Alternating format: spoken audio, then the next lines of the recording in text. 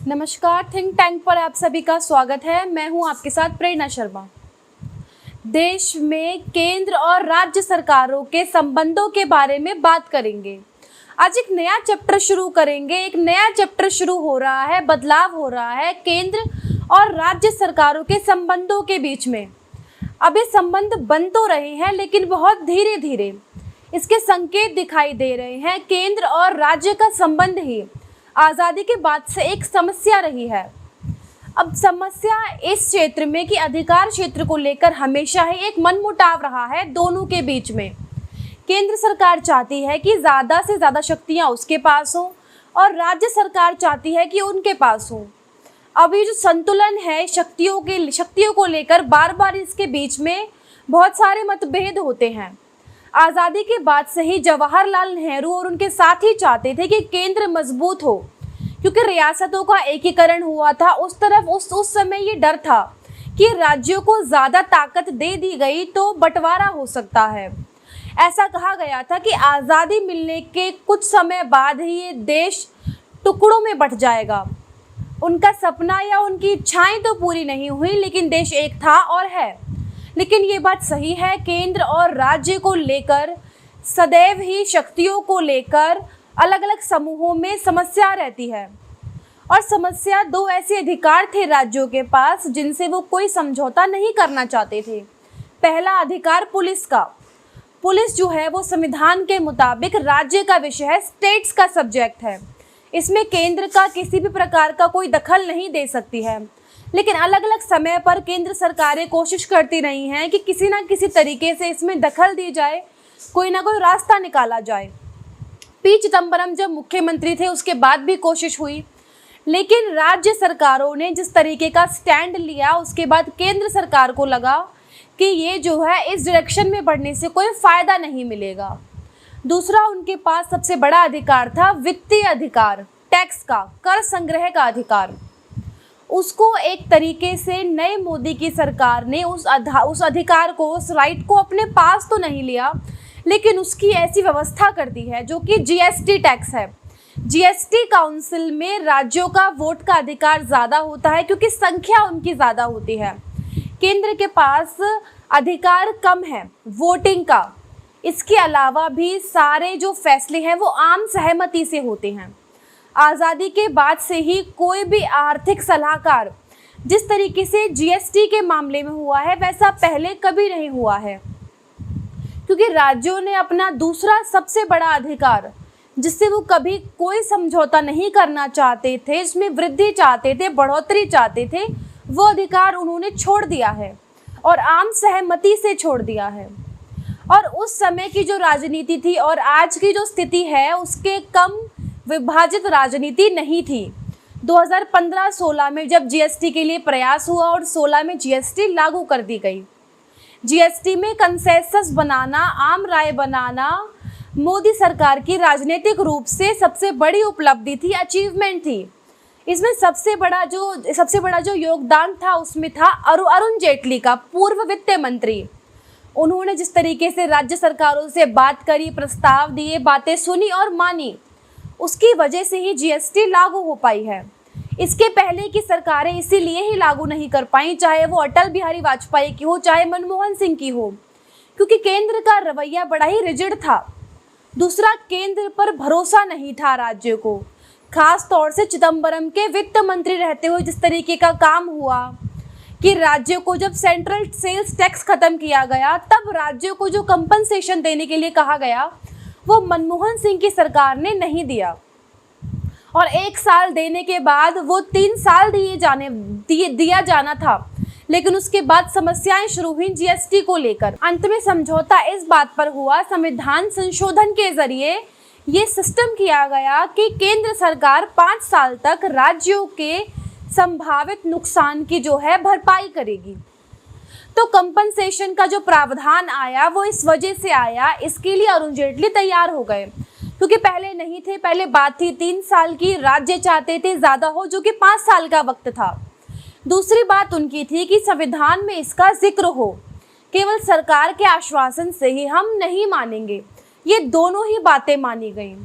लेकिन एक प्रॉब्लम राजनीति से होती है, असल समस्या जो होती है, केंद्र और राज्य सरकारें परस्पर युद्ध की स्थिति में हों, जो कि पश्चिम बंगाल की सरकार के साथ देखा गया है, क्योंकि जो कि कांग्रेस रूल स्टेट है।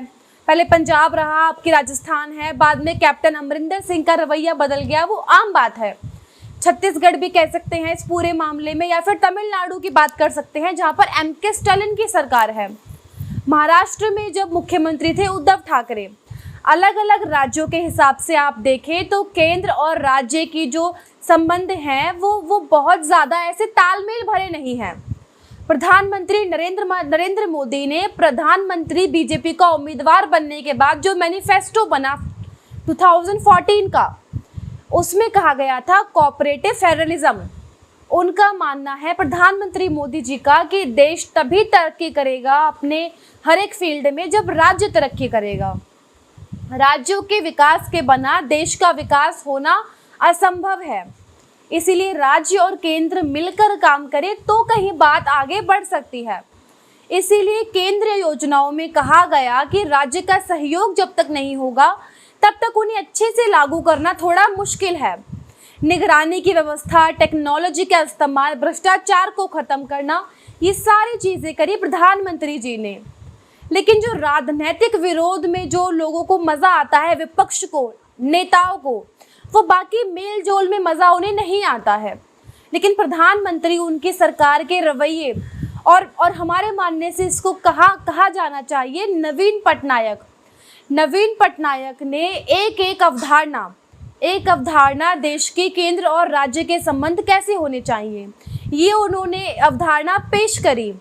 इसको मॉडल के रूप में उन्होंने बाकी राज्यों के समक्ष पेश किया। उस पर ज़्यादा बातचीत नहीं हुई, सुनवाई नहीं हुई, अपने राजनीतिक कारणों के कारण। उस मॉडल को अपनाया सबसे पहले जगनमोहन रेड्डी ने आंध्र प्रदेश में। उस मॉडल को पहले अपनाया था तेलंगाना के मुख्यमंत्री के चंद्रशेखर राव ने भी। लेकिन अब वो थोड़े रॉन्ग डायरेक्शन में चल पड़े हैं, वो अब विपरीत दिशा में चलने लगी है उनकी ट्रेन। अब उन्होंने टकराव का रास्ता अपना लिया है। तो जो टकराव का रास्ता उन्होंने अपनाया है उससे उनका जो नुकसान होगा चुनाव में नहीं होगा, वो तो होगा ही, वो तो एक अलग बात है। लेकिन राज्य का नुकसान हो रहा है और लगातार हो रहा है। जिस तरीके से केंद्र योजनाओं को लागू करने से मना कर रहे हैं, केंद्र से सहयोग के साथ राज्य के लिए बेहतर स्थिति पैदा करने के जो मौके हैं, जो वित्तीय सहायता प्राप्त करने की जो कोशिश होनी चाहिए वो नहीं हो रही है। उनको लगता है कि हमें जो चाहिए हम लड़के ले लेंगे। अब कैसे लड़ेंगे? वो विपक्षी एकता के जरिए लड़ेंगे। अब विपक्षी एकता से क्या करेंगे? वो बीजेपी की, भाजपा की सरकार को गिराएंगे। वो होना नामुमकिन है, वो ऐसा होता हुआ नहीं दिख रहा है। इसीलिए केसीआर का मॉडल तो नहीं चला। उद्धव ठाकरे के मॉडल का क्या हश्र हुआ वो हम देख ही रहे हैं। हालांकि ये केंद्र से टकराव के कारण हुआ या फिर संवैधानिक व्यवस्थाओं के कारण हुआ, ये उनकी खुद की पार्टी के कारण हुआ, लेकिन महाराष्ट्र के लिए निश्चित रूप से ये बदलाव जो है अच्छा हुआ है।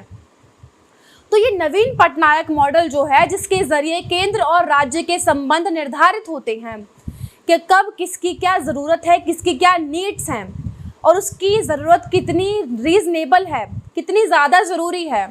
अब दोनों में सामंजस्य बिठाने के लिए रास्ता निकाला जा सकता है, बिल्कुल निकाला जा सकता है। बातचीत हो तो निकल सकता है, लेकिन ज़रूरी नहीं है प्रत्येक पक्ष हर एक बात पर राज़ी हो।